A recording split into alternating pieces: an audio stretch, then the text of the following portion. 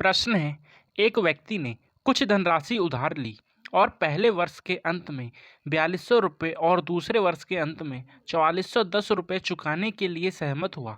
यदि चक्रवृद्धि ब्याज की दर 5% प्रति वर्ष थी तो उधार ली गई धनराशि ज्ञात कीजिए। ये रहे आपके सारे ऑप्शंस।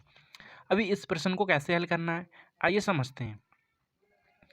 तो हमें प्रश्न में क्या दिया है कि कोई व्यक्ति है पहले साल के अंत में इतना और दूसरे साल के अंत में इतना रुपए जमा करता है, मतलब पहले साल का मिश्र धन और उसके बाद दूसरे साल का मिश्र धन दिया है हमें। ठीक है, तो हमें क्या मूलधन निकालना है और हमें आर दिया है। ठीक, तो जब हम आर को सॉल्व करेंगे, ठीक है, कितना है 5%। इसको जब हम सॉल्व करेंगे तो हमारे पास वैल्यू आएगी 5/100। ठीक है, कितना आ जाएगी 5 कम 5, 5 दूनी 10। ठीक, अभी ये वाला पद क्या होता है, हमारा होता है ये वाला पद पी और ये वाला होता है सी आई। जब मैं पी और सी आई को जोड़ूंगा तो हमारे पास क्या आ जाएगा, ए टोटल अमाउंट मिश्र धन। ठीक है, तो वैल्यू हो जाएगी मेरे पास 21/20। अब ये वैल्यू मेरे पास पी हो गई और ये वाली वैल्यू क्या हो गई, ए। ठीक है, मतलब जो वैल्यू है हमारे पास, जो मान है प्रश्न में, प्रश्न के अकॉर्डिंग, ठीक है, 20 से 21 हो रहा है। ठीक, जो हमारा मान है वो 20 से क्या 21 हो रहा है, लेकिन प्रश्न में कहता है कि वो कितना 4200 हो रहा है। इसका मतलब 21 का मान दिया है हमारे पास 4200। यहाँ से हमें 20 का मान निकालना है तो हमारे पास इसका पी निकल आएगा। ठीक है, प्रिंसिपल अमाउंट तो कितना आ जाएगा, यहाँ से 21 दूनी 42, इसमें किया है 2 से मल्टीप्लाई 200 से। ठीक है, तो इसमें भी 200 से मल्टीप्लाई कर देंगे।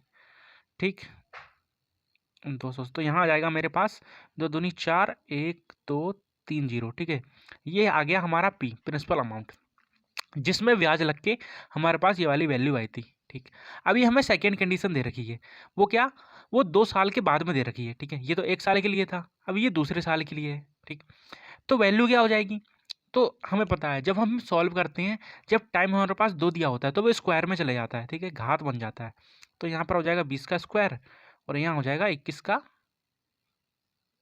स्क्वायर। ठीक है, तो 20 का स्क्वायर होता है हमारा 400 और 21 का स्क्वायर होता है कितना 441। ठीक है, 441।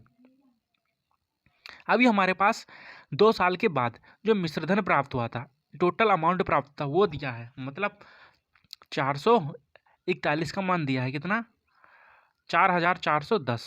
ठीक है, कितने की मल्टीप्लाई की 10 की, तो हम यहाँ पर भी 10 की मल्टीप्लाई कर देंगे।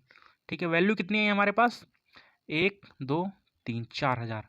ठीक है, हमने क्या किया, हमने कुछ नहीं किया, हमने दोनों कंडीशनों में पी निकाल लिया।